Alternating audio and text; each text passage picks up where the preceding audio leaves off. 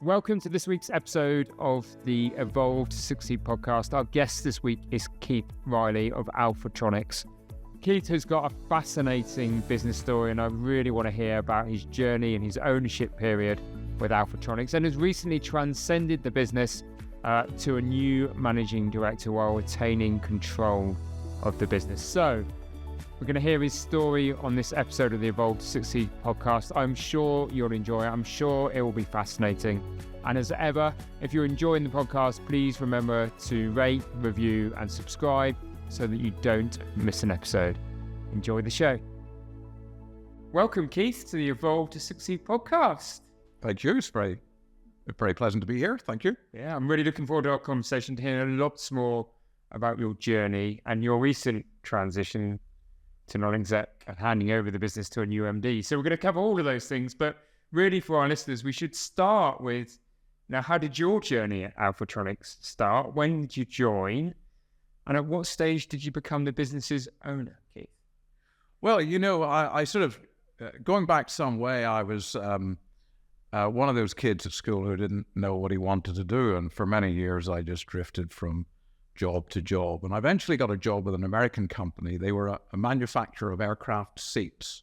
Okay. I became their guy in Europe, the guy who fixed things. So whenever things went wrong, I would go and visit these airlines, invariably unhappy, irate, with a screwdriver. So as a guy who could talk with a screwdriver, okay, I'd put things right, and I became, I did 7 years with them, really all over Europe, as I say, putting things right.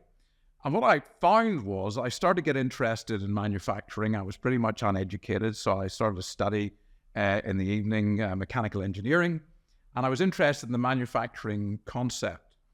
So I had very good security clearance at Heathrow, strangely enough, being from Northern Ireland. I guess there was good scrutiny on me, but I could pretty much get onto all sorts of different planes. And so I started to check out what the competition was doing in aircraft seat manufacturers, and I saw the first Japanese aircraft seats come on the market. I thought, they're a lot better than ours, these being American ones made in Texas. And so I was reporting back and so on to them, and I became really interested in why they might be better. So I started studying then manufacturing, and particularly Japanese manufacturing techniques. That became my little interest. Now, after 7 years, the American company got bought out by a French company who said, we've got people in Europe, we don't need him, goodbye. It was all very quick, the way it tends to be with American organizations. Yep. And so that was the end of me. And rather than going and taking another sort of very basic job, I'd got a little bit more education behind me then, and I started to present myself. I would go, my name's Keith, and I'm studying world-class manufacturing techniques. I'm interested in how the Japanese have got ahead and indeed won. And of course, if you go back to this time, we're talking about 1990. The Japanese were the superstars. They were at the pinnacle, absolutely, weren't they? Of manufacturing. There was nobody else to follow really in the world who was doing it quite like them. Well, I was unemployed for a bit, and I did a little bit of consultancy here and there. I did about a year in the end. I did some more training, and I did about a year with an electronics company in Poole. And I was quite successful, and I sort of started to put myself about a little bit more. And eventually I got poached, if you like, and offered a job here at Alfatronix. So I joined Alfatronix with the remit to improve the manufacturing system. Okay. Now, Alfatronix at that time, or Alfatronix had started really as a marine antenna equipment. And that antenna side, under the name of Vitronics, was sold off. It got a bit of money in, and I was part of the investment. Improve the manufacturing system, and at that time we were making voltage converters to sell mostly to the automotive and communication markets, and that became the core products. It's a little boring, I'm sorry, but usually they were converting 24 volts to 12 volts, and you would have them because you have some 12-volt equipment made for regular vehicles around the world that want to go on big vehicles, which tend to have 24-volt batteries instead of 12 volts. Trucks, buses, that sort of thing. Okay. Little bit of marine market. So I settled down to doing that, and I hadn't been there very long. Company hit crisis pretty quickly, and we were all called into the front room. We had to work on the budget for next year, and the guy who owned it, his name was Peter Verrills, he put in right at the top of the budget, just after sales, he put profit. 120,000 or something like that. He said, I want 10% profit from running this company. That's not negotiable anymore. I'm better off not making any money. Well, I really got into that. I thought, actually, profit is what makes a company go well. Is it, turnover is vanity. Yeah, turnover is vanity, profit is sanity. And he was going, I'm insisting on the profits. Well, actually, all the changes and improvements I was making in manufacturing made that profit flow in. And so he and the company started to become profitable really for the first time in a serious way in its history. So at this point, you must have been the star man then. So it was all small things, continuous improvement. If I think today when I heard about, Laura Trott and these ones that were winning medals in the Olympics, it was all made about making the tires a little bit better, more spokes, fewer spokes, smaller tolerances on the cogs. Ineos, David Brailsford, they talk about marginal gains. All of those things. I just had a whole lot of those going on at work, and it all added up to cost savings and quality improvement simultaneously in a lot of different areas. It made a big, big difference. So then by the time we got to about 90, I joined in 96. By the time we got to 98, I became a director of the company.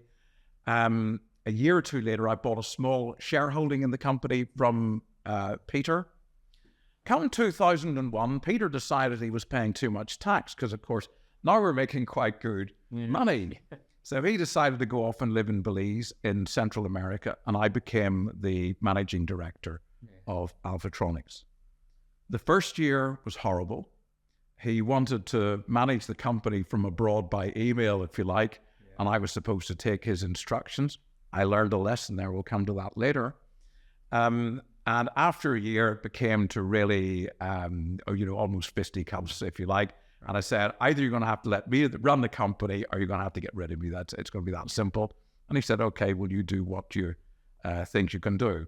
Well, I did very well because I had the restrictions of what I was, if you like, allowed to do. And I got on with doing some good things. We had a power supply we were trying to sell to Motorola, and Motorola weren't buying it yet. But I discovered other manufacturers like Kenwood would like something similar. That was not part of the plans. I wasn't able to do that. Now I was able to do that. Good turnover and extra volume as a result of doing that. One of the sales guys, I think he just wanted a trip to South Africa, but he was convinced there was a market in South Africa for our products. So he headed off to South Africa, and he got a good distributor. We still have them today. So I started, again, small things, but more marginal gains. And so I got good growth. Before long, he sat back and took the money. Sat in Belize and enjoyed the spoils. Enjoyed the sun, and I went out to visit him and so on. Actually, it was okay. The time we got to 2007, he decided it might be a good idea to sell up, release his cash. A lot of business people talk about their exit strategies. That was his. And so we went out into the market and we had offers.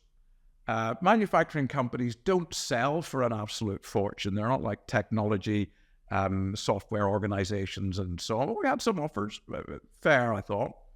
And then a business mentor I had at the time, he said, well, I think you should just buy it yourself. You've got a small shareholding already in it. And I said, well, I don't think the banks will lend me the money. Had that not occurred to you at that point to do that anyway? Yes, it had. I didn't think the banks would lend the money. And he said, I think they will. You got to bear in mind the year. This was 2007, not 2008 or not 2009. Chances would have changed within 12 months. Yeah. So he put me in touch with this eccentric individual in London. And he said, well, are you free next week? Well, bank number 1 came on Monday. Bank number 2 came on Tuesday. Bank number 3 came on Wednesday. 5 banks later, 5 offers on the table. So they all had a few strings attached here and there. Anyway, we took the best offer, moved to NatWest Royal Bank of Scotland, and the deal went through. I put up no personal collateral. I put in a little bit of extra money. I brought on some other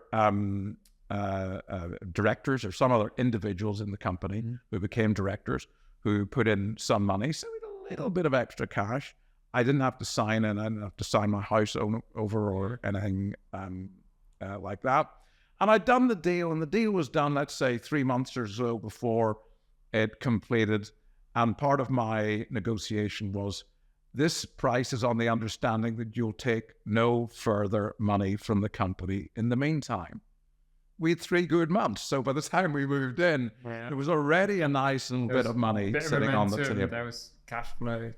So the next year then, we hit, the financial crisis came along. We weren't worried about our money. We were worried about whether the bank would be there to have their loans repaid. In fact, we started to worry about our deposits, which were building up in order to be able to repay our loans, of what would happen to our deposits. The loan might stay alive. Anyway, we got through that. The experience was... What did those early years feel like, Keith? Because you'd been that kind of shareholder, MD, some frustration, but a bit of autonomy. Yes. There was a change when it is effectively your name over the door, isn't there? Yes. So I think exhilarating is probably the best way to describe it. You know, I think we all perform our best whenever the pressure is placed upon us. I think it's a very, very important human characteristic. I'm not saying everybody's like that. I'm not sure but we all most people are. And if you go into the business community, and you, Warren, will be very familiar, you'll meet a lot of people, of course, like that. I think most of them are. We all pull rabbits out of the hat whenever our backs are against the wall. And whenever you owe an awful lot of money, actually, whenever you see the economic world crumpling beside you, actually you learn to perform. You dig in as well, don't you? You dig focus. Yes. You have that focus, passion, and belief were the words that I normally talk about in those scenarios, because you've got something to aim towards, or something to avoid or move away from. You have an obligation, and that obligation sits higher than most of the other obligations. And that is debt to the bank. Yeah. So we did that. The pound reduced in value. We had become, by that stage, really a very successful exporter. We priced in euros, as was the dominant currency at that time. How much of your business was export, do you think? At that time, 65, even 70%. It was really quite high.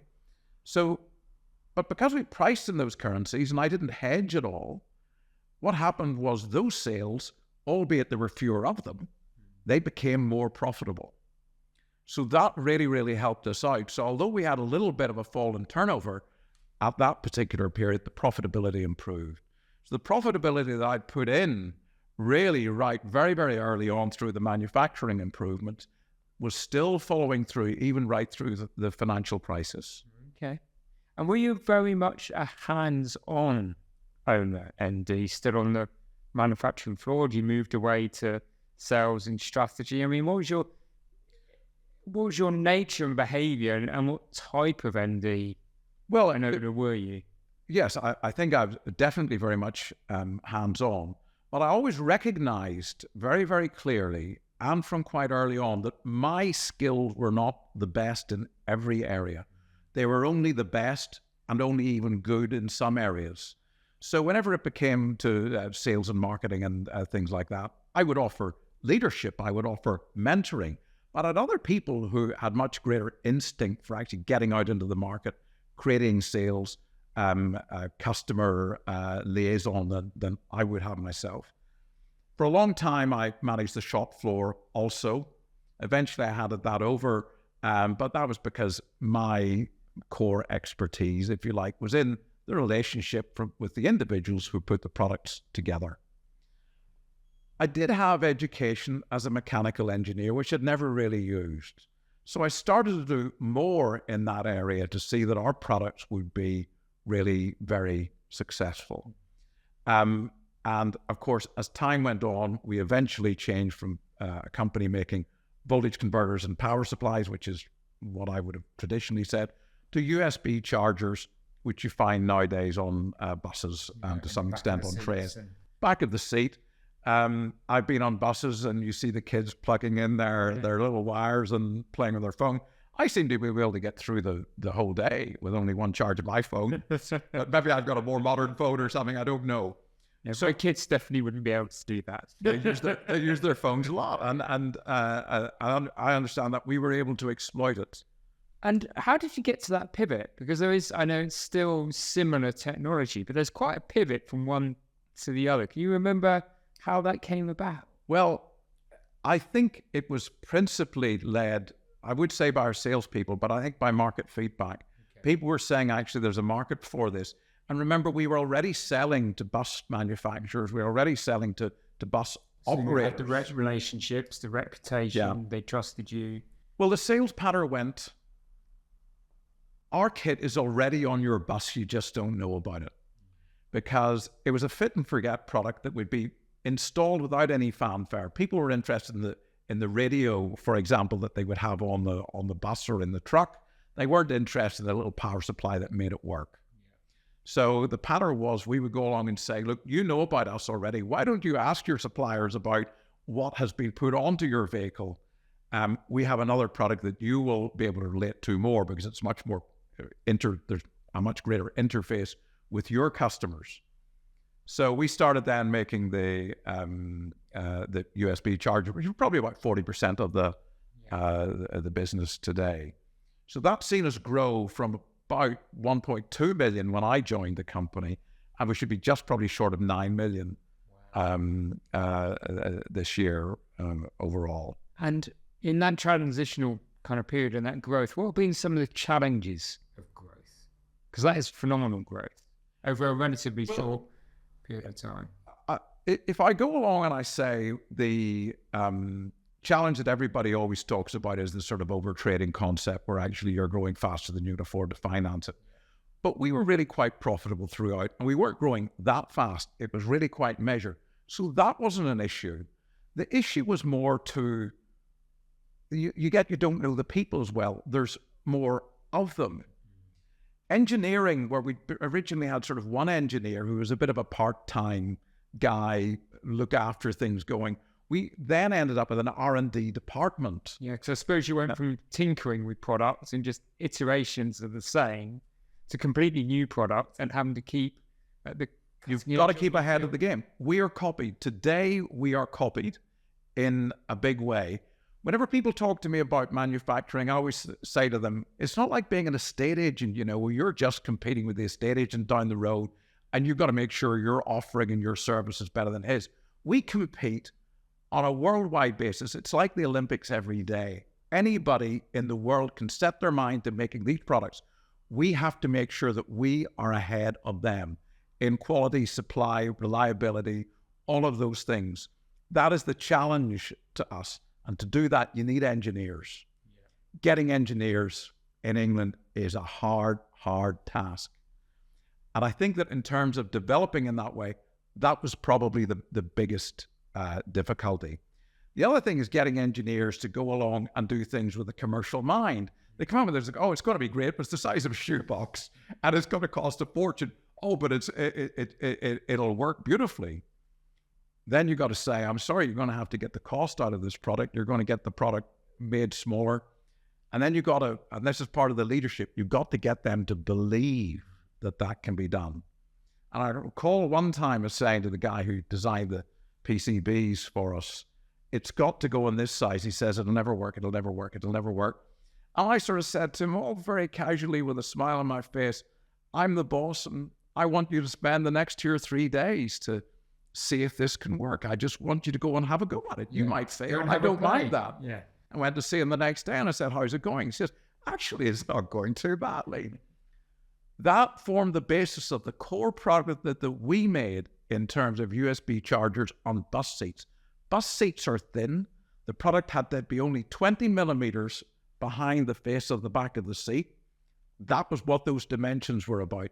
And that meant the product didn't need any wires. It was all made in one piece. You just plunk it in the hole. You plug it in, but you plunk it in the hole. That made it heaps cheaper to make, much more convenient for the bus companies. And so today, I'm not saying you won't find a product that isn't ours as a USB charger on a bus in the UK. You're not going to find many. You're not going to find many. They're mostly going to be our products. Penetration in Europe isn't as good. It's not as comfy for us as it used to be.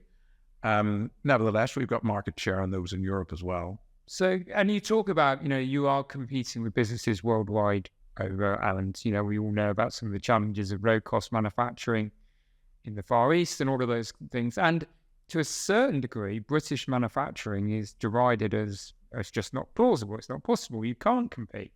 So, you must take great pride that as a British manufacturer, you are competing. But what do you think made Alfatronix stand out and be able to compete as a British manufacturer? I think it's treating the manufacturing as being central to the business. I think a lot of people, maybe they've got good R&D, maybe they've got good ideas, maybe they've got a patent or two. In the end, they come up with the design, and then they decide, hey, it's going to be a little bit cheaper to get it made somewhere abroad. Did you ever think about doing that? Oh, I've thought about it, and I've got my pencil out a few times and so on, but not really seriously, because I think maybe you're going to save some money. Whenever quality goes wrong, you're not going to find it. You're not going to find out. You're not going to find it out until it's too late. The delay between when they actually make the things and when you get them and really discover something is wrong, in my view, is too great. Also, you end up on an airplane going back and forth to like Vietnam or Indonesia or wherever might be today's in offshore manufacturing facility. What we did instead was we automated. So we basically automate anything that can be automated. We have got more and more bigger and better machines. We put our investment into that instead. And that means that we are at the forefront technologically of the methods used to make these products. Not just the design of the product, but the actual manufacture of the product is really state-of-the-art as well. I think that keeps us ahead. We can control quality much, much better. Because we're local and we're doing it in-house, we get a problem. And we have problems from time to time. We can find it quickly and we can act accordingly very, very fast. This is what's expected from our markets, which are commercial markets. These are not things that don't matter that you might have sitting at home and charge your phone. These are things that... It's a commodity. Absolutely. Every Tom, Dick and Harry is going, what's this? Plugging it in. They're using and abusing. And we have to be able to stand up to that. And what do you think about British manufacturing in the future? Away from Alfatronix, but the future for British manufacturing, because you're a man with clear passion for manufacturing. Yes, I don't see it as being. I don't see it as being negative. I think there will always be a manufacturing share in the UK. If you go to a high value economy, if you take Switzerland, for example, what are they going to do? They're going to do watches, things like that sell for a lot of money because cost of employment there is very, very high. So they have to specialize into very, very high value markets. Yeah. We're not quite there, but we are going to be doing commercially, not sensitive, but commercially worthwhile products where the margins are there and we're able to make money doing it. I don't think we can make clothing too easily. I think that's very, very labor intensive. Whenever it comes to electronics, it is endlessly automatable. And I think where automation is part of it, then the UK can be right at the forefront of that.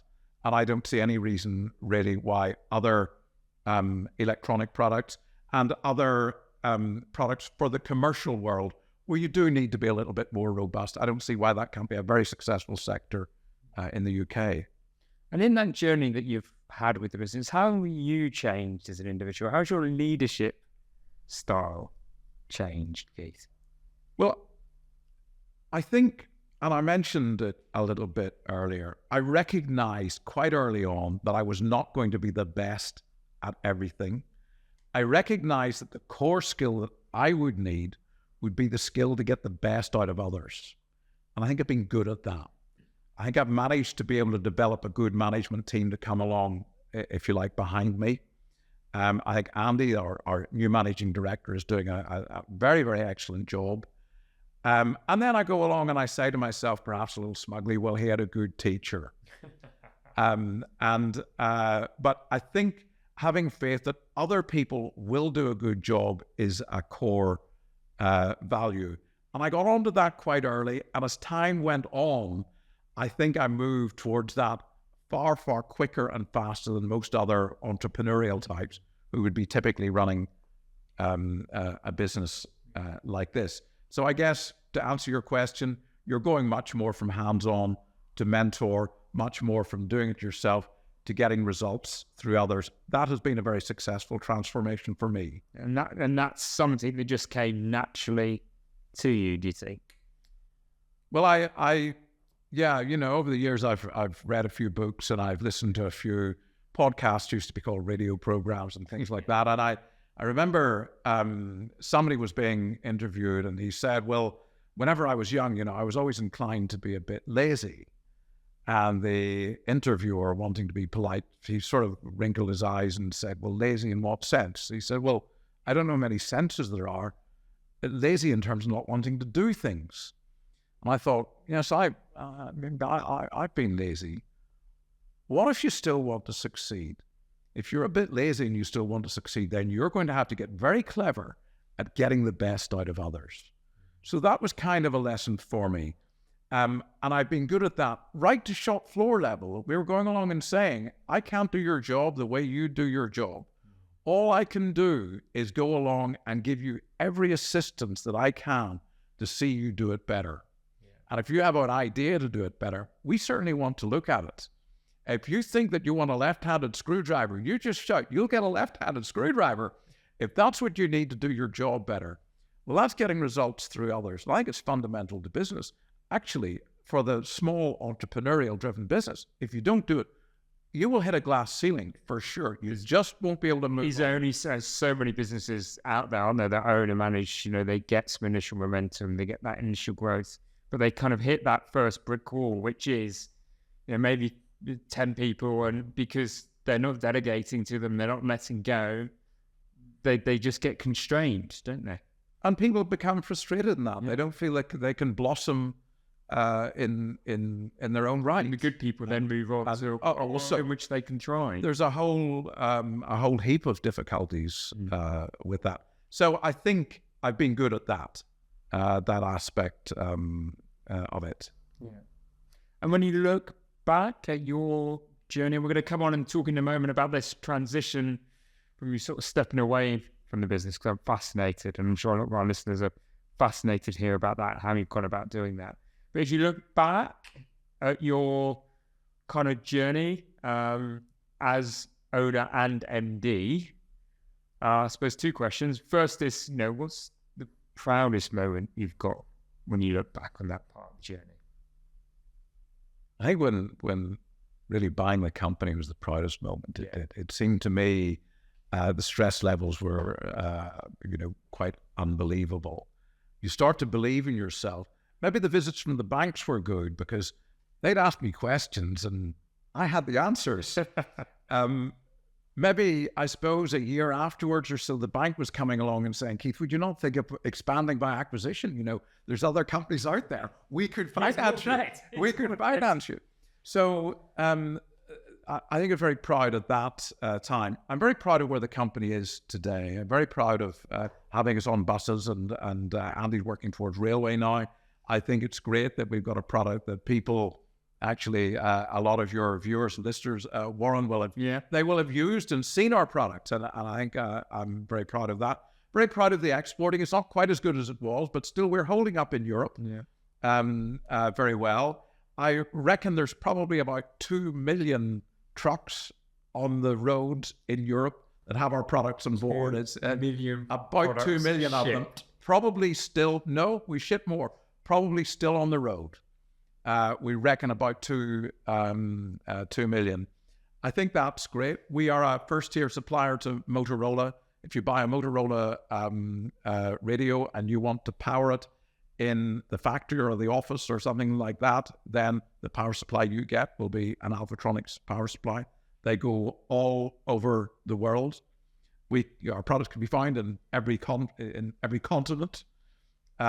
We did a major sale to Hong Kong many years ago. I thought, selling electronic products to the Chinese, if we define Hong Kong as China. I'm very proud of that. Probably what I'm most proud of, I think, is the people who have come along behind me, because I genuinely feel, and I hope that they would agree, that I've had played a role in the encouragement, the mentorship, and so on that I've been able to give to them. Definitely. So I've asked you about the proudest, but I've got to turn the table and ask you, what Now, what's your darkest moment in that journey, do you think? Well, I suppose it came on very early, and it seems like a small example. So whenever I started as production manager, which was my initial job here, we decided that we'd do some training, and so I had people go out in groups. There was 2 or 3 groups, and we had an off-site trainer, and they went spent some time without me.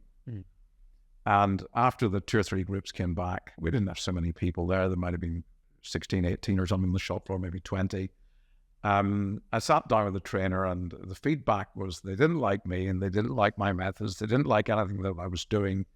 They felt demotivated. They felt I was a moody individual, and so on and so forth. And I remember feeling very low. I remember not so very long ago, I'd had unemployment. I'd now got into a position where I was really doing what I felt I could excel at. And my methods were, let's say, to them, a little bit eccentric. I was doing this job when you were still wet behind the ears. We've always done it like this. It's always worked fine. Why do you want to change things? I was up with those things. And I remember feeling very, very down about that. But I did lick my wounds, and I stood up in front of everybody and I said, you said about these 6 things that you think I'm doing wrong. And I said, number 1, I agree with you, and we're going to do it your way. Number 2, I agree with you, and we're going to do it your way. And number 3, I agree with you, and you're going to do it your way. And 4, 5, and 6, you're going to do it my way, because I've studied these things. I know what I'm doing. Yeah. And I'm here for that reason. These things that I'm putting forward, that I'm asking of you to do, they're not for no reason. We will do better as a result. And bingo, everybody suddenly went, all right, well, we've got half of what we asked for, I suppose. But I suppose they then saw you as a different leader or a different manager, didn't they? Suddenly changed. And you'd compromise. Yeah. Yeah. So that was a little bit, I suppose, humbling. I suppose after Peter went off to Belize, the first year was very, very difficult. Management by email. I would say to Peter at that time, whenever you were here, whenever you were running the company and you got something wrong, you would see it go wrong and you would put it right. Now I'm telling you it's got wrong and you won't believe me, and you're insisting we continue to do things that I can see that's going wrong. It got pretty heavy. And remember, you're an employee. You need the money that the company pays you to pay your mortgage each month. It is a difficult level. But remember, that was a highly stressed, that particular year, I guess 2001 into 2002, was a highly stressed period for me. Probably even beyond the stress factor, if you like, of the actual management buyout, which wasn't by any... I might have made it sound like it was easy, but any transaction is difficult, isn't it? Every transaction has its kind of moments. So it probably leads on quite nicely at that point. We kind of refer back to you taking the business on from Peter, but you've obviously come to sort of crossroads and junction yourself over the last year or two, and you've sort of stepped away from the day-to-day operational side, and you put in place Andy, who's been here a while, as your MD. What made you make that decision to step away? And I've got so many other follow-up questions, but let's just start. Yes, it's a good one, Warren. Andy was ready, and I think that's actually very important. I was flexible in terms of the timing. I could have held on a few years, and wanted to go and do some more things. Already I was doing some more things. We were having longer holidays, and I wasn't at work as often as I had been. And then I've got to go along and say, is that leadership? Least you can do is turn up. Yeah. So I was already fading, if you like. And that was a feeling in your... I think so. I realized I didn't want to do management by email or management by looking over the shoulder. If I was going to hand over to Andy, he'd have to do it his way.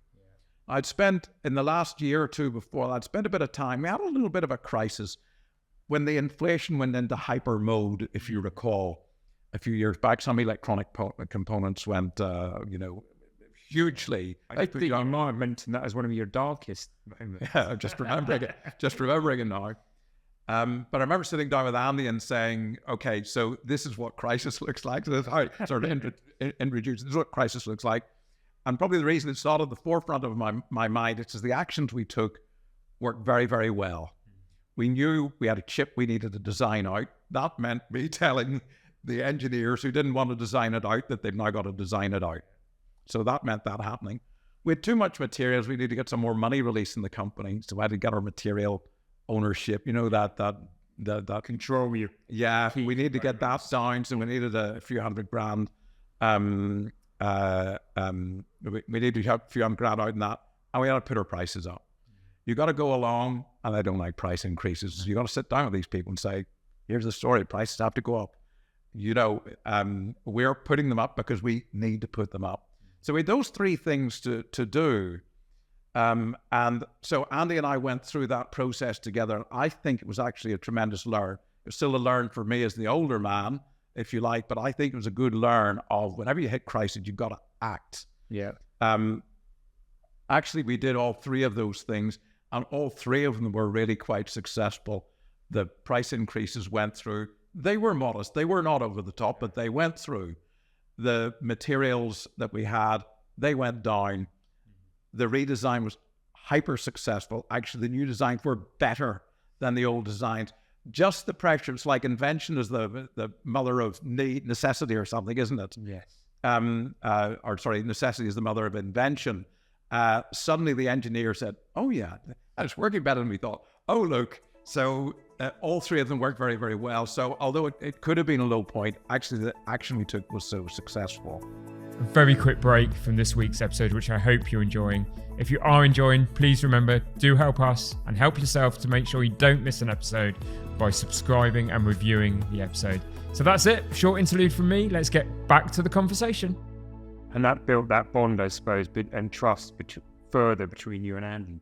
Yes, I think so. And I think probably it's about that time that I was recognizing already that it was going to get handed over to Andy to run it, probably before very long. On it. But there's a lot of self-awareness there, Keith. That awareness that, I want to take a bit more time out. I'm having more holidays. And perhaps, I'm enjoying some of the rewards of the blood, sweat and tears. And that I can't be a leader from a distance. Yes. You've got to take some credit for that, haven't you?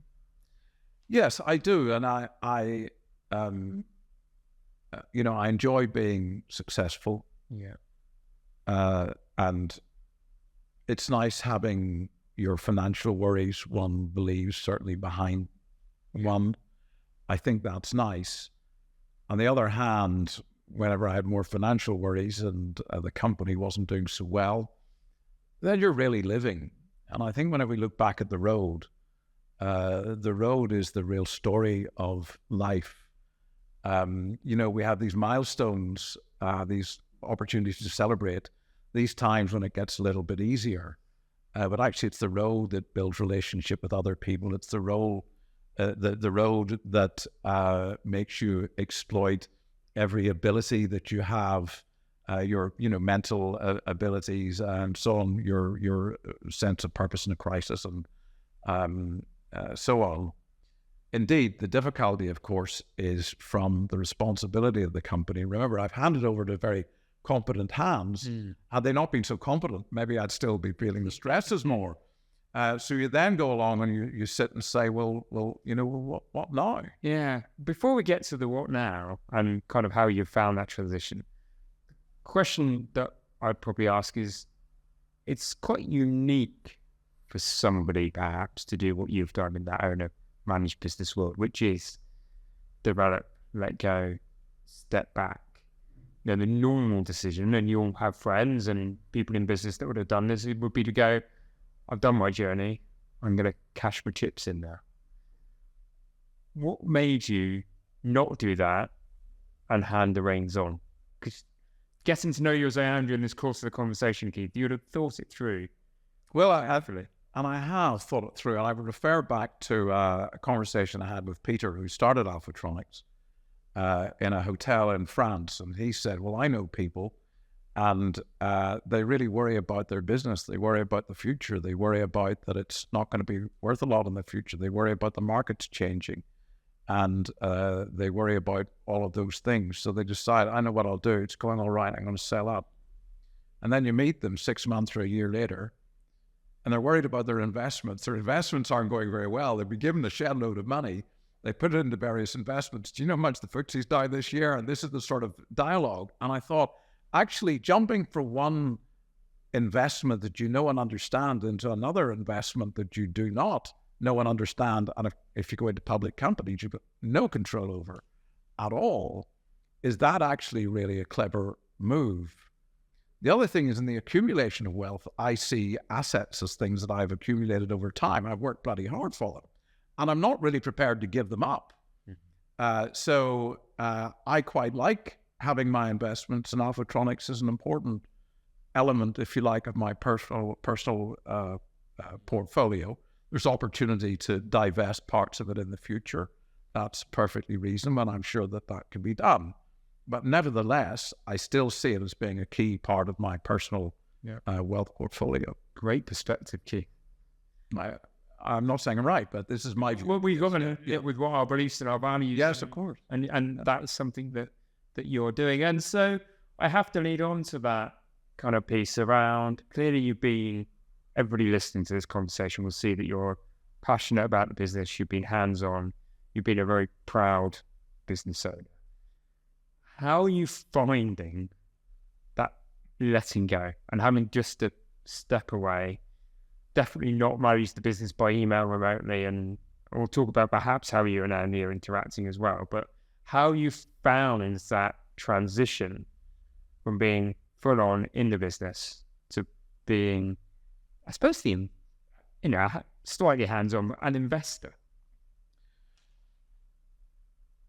It's not good, really, if I'm honest. I recall Alan Wicker in one of his programs talking about, he was in Surrey filling up his car, and he said, I recognize that guy. And he looked over, I did a chat, and it was one of the guys that were sort of running Hong Kong during the British period. And a guy said, well, what do you do now? He goes, oh, well, I kind of play golf. He said, well, this is the guy who is running, this major sort of colony together with a couple of others. They call it the Triumvirate or something like that. And Wicker sort of turned to the camera and said, well, we're all demoted in retirement.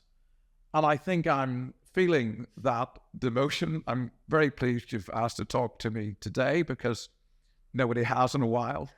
I just don't matter anymore. They call up Andy and say, Andy, how's Alfatronix getting on? What's your latest story? What are your issues? And so on. And so we're all sort of demoted. And I kind of, I suppose I miss that a little bit. My productivity and everything is slower. So, the things that I want to do, they seem to take longer time to do. And I suppose I miss the cut and thrust of it. I certainly miss the social side. You go into work and you sit at your desk and you have a chat about your weekend. It didn't seem so very important at the time, but I think I miss that. It's not to say I don't have things going on, and I do. And as I say, I've done a bit more traveling than I normally would be able to do, and I enjoy that. I did a lot of traveling when I was young, when I was in my late teens, early 20s. So it's nice to be able to do that, and to have the time to do that, and indeed to have the money to spend doing that as well. But I definitely miss the cut and thrust of business, and simply managing your share portfolio, if you like.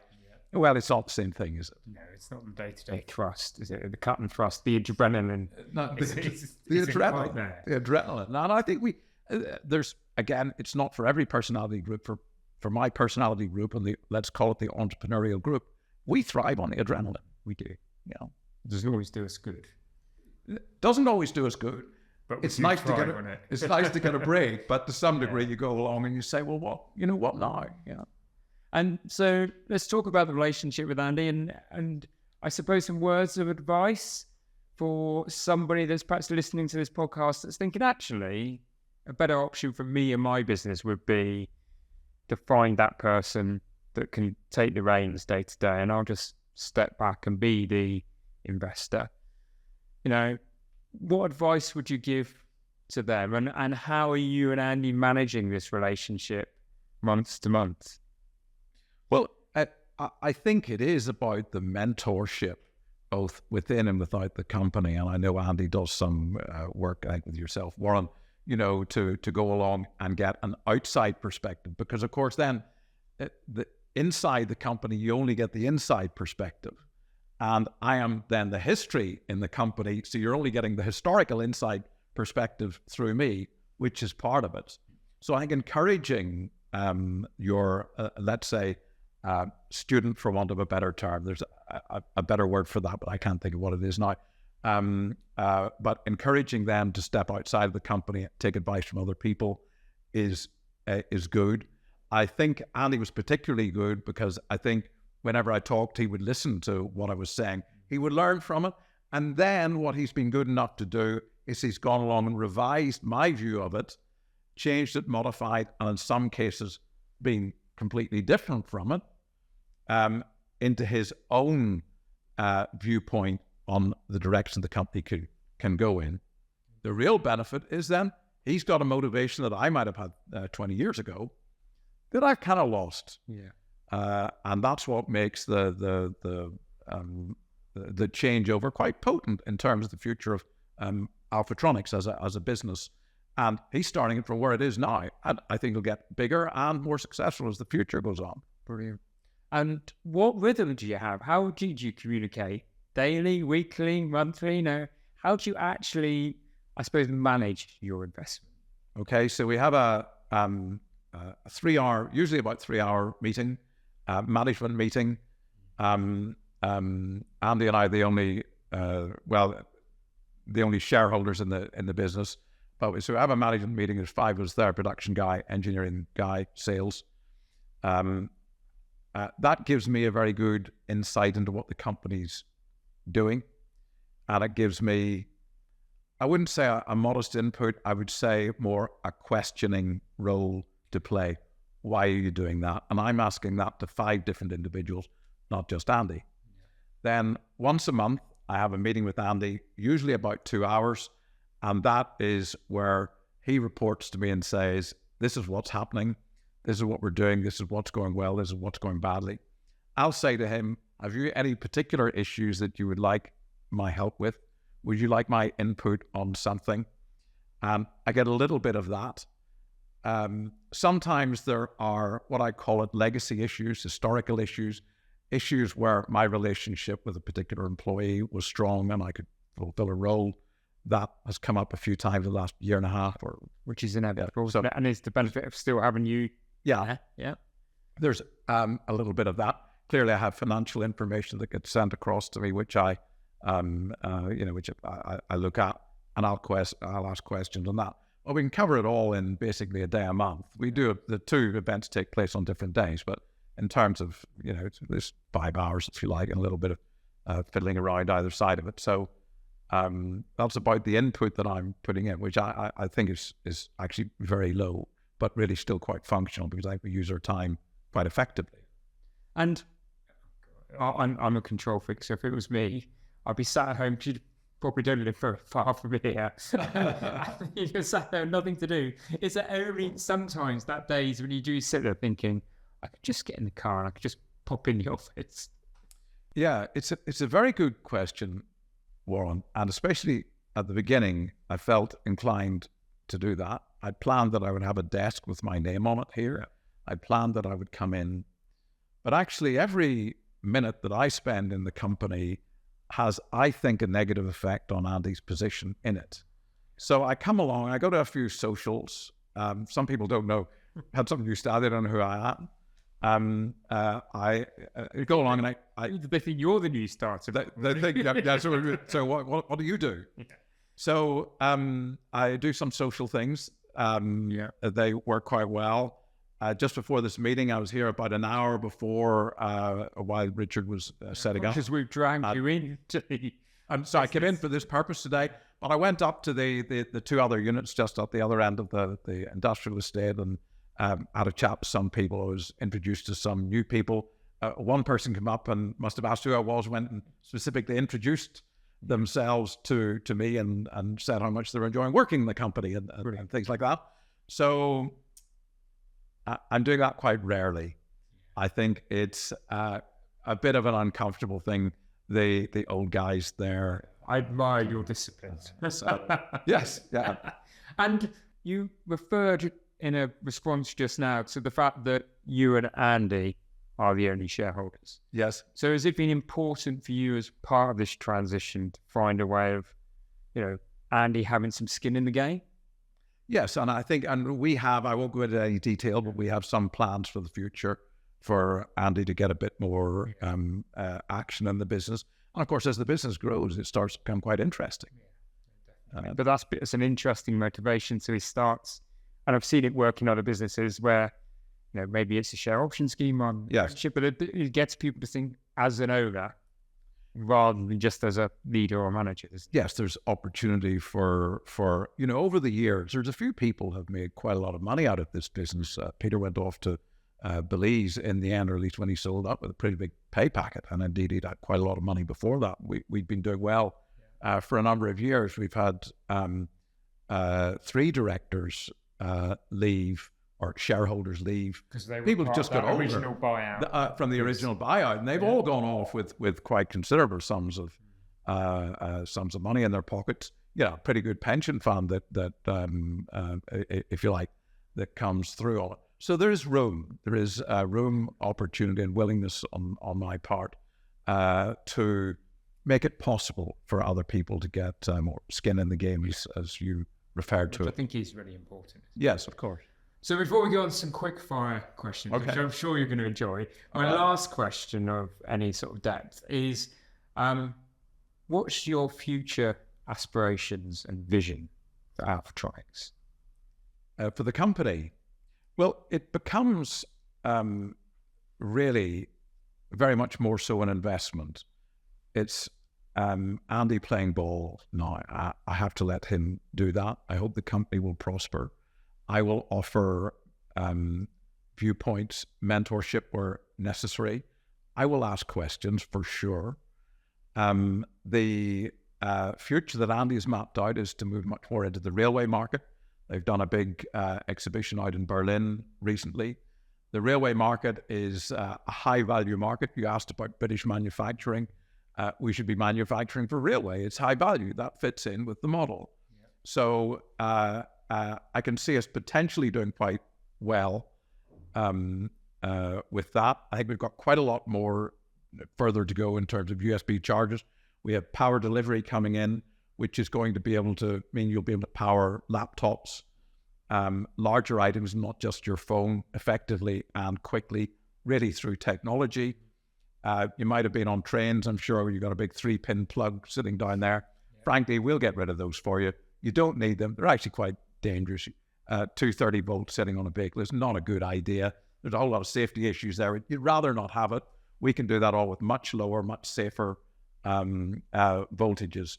So it's technology driven, but I think that we will be able to expand our markets both at home and also abroad in the railway market. And also there's expansion opportunities still in place in the bus and coach market in Europe. Great. So you ready for these quick fire questions? Do I have to answer them quickly? You can take a little bit of time. You can think about them. Some of them might need a little bit of time. All right. So you are an electronics business, okay? And, mechanical engineer at heart. So I've got to ask you, what's your favourite gadget that you can't live without? My favourite gadget that I can't live without? Well, the one I can't live without is not necessarily my favourite. It's got to be my mobile phone. My father was a technophile. We had, I think, at about 71, I think the first 4-function calculator came on the market somewhere in the world in 1970. I think my dad had one in 1971 at a cost of over £100 in 1971. you're talking about 1,000, 1,500 or something like that for a 4-function calculator today. I'm not like that. I really don't get on with the technology, but the only technology that I ever saw and went out and bought straight away was my iPhone. And a friend of mine showed me and said, this is what it is, this is blah, blah, blah. You can't get it on a business contract. I said, I don't care. And I went downtown straight away and I bought one of the very first iPhones, which was not waterproof and eventually suffered with a wave in California, which killed the thing pretty quickly, stone dead. I've had iPhones ever since. And actually, I don't love it. In fact, I hate it, but I certainly can't live without it. So is there a favorite book or podcast or something you've read that's inspired you?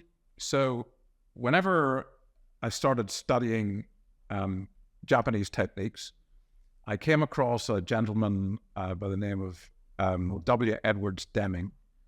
He was a statistician who'd gone to Japan in the 1950s, taught them things like statistical process control, and indeed he's credited with being some of the foundation of that.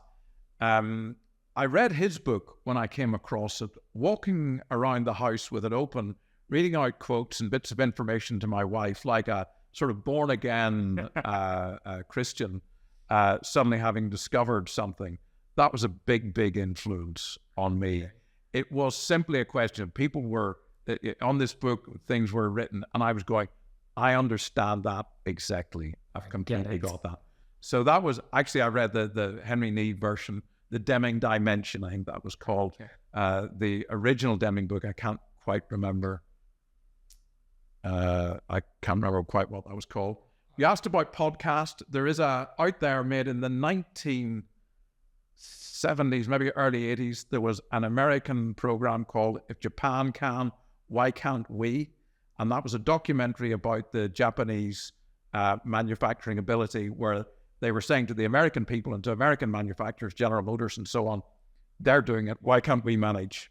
And you talked about podcast. Okay, it's a TV program, but I think that works. Morning person or night owl?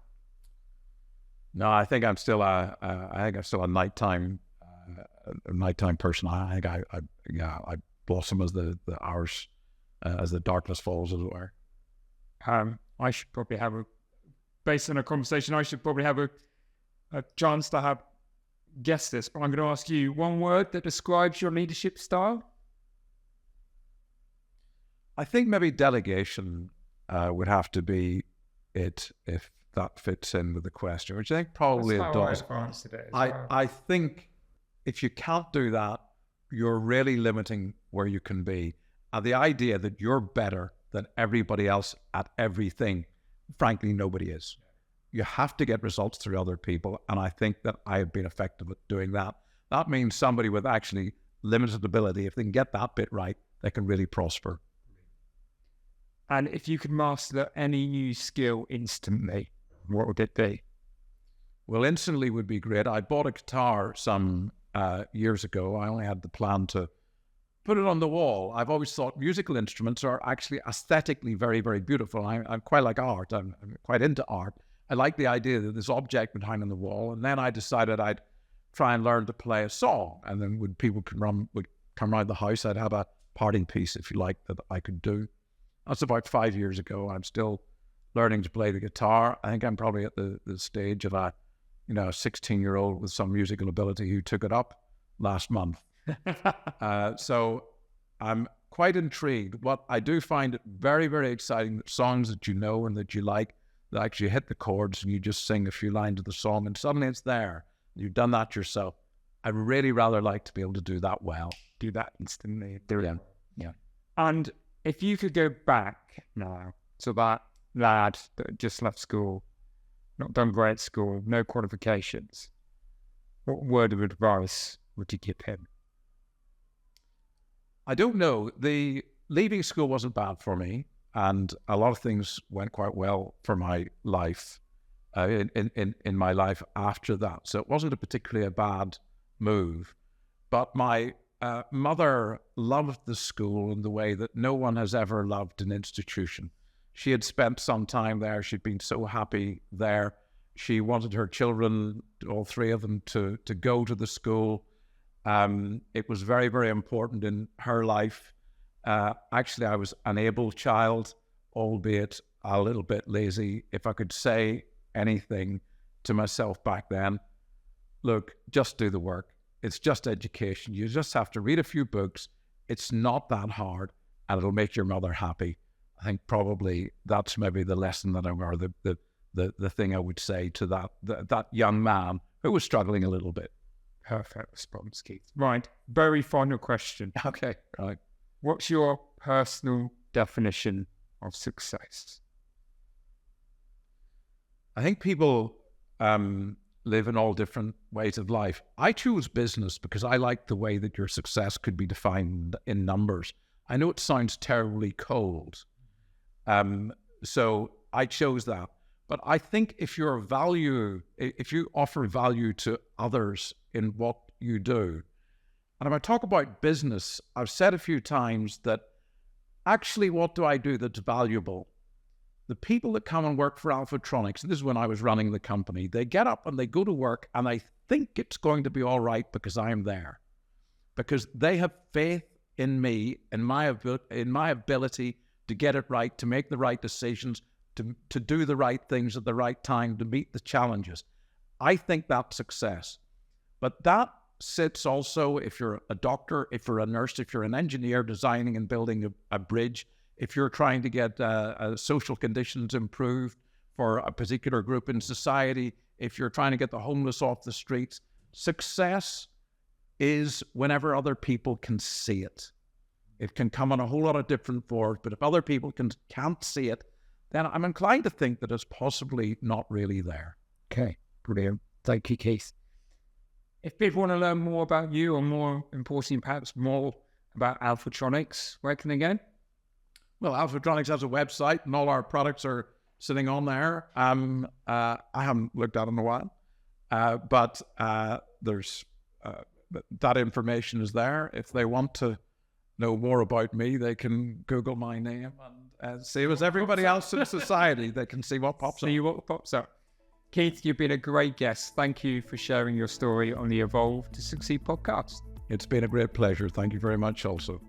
So, I think in the intro I said this was going to be a fascinating conversation, and it really was. What a journey Keith has been on, and what self-awareness Keith has, is one of my reflections from that conversation, as well as the importance and that art of delegation and what a difference it can make. I think there's so many lessons for us in there. It's so good also to hear that kind of upbeat noise around UK manufacturing as well, and to see a business based locally that is succeeding and that is transcending its leadership to the next generation without having to sell the business to a multinational or someone else. So what a great story. I hope you've got some notes. I hope you've taken away some lessons from what, as I say, was a fascinating conversation with Keith. I do hope you're enjoying the episode. I do hope you enjoyed the podcast. Please remember to rate, review and subscribe. And if you want to know more about Evolve, then please do go to evolveadvisory.co.uk.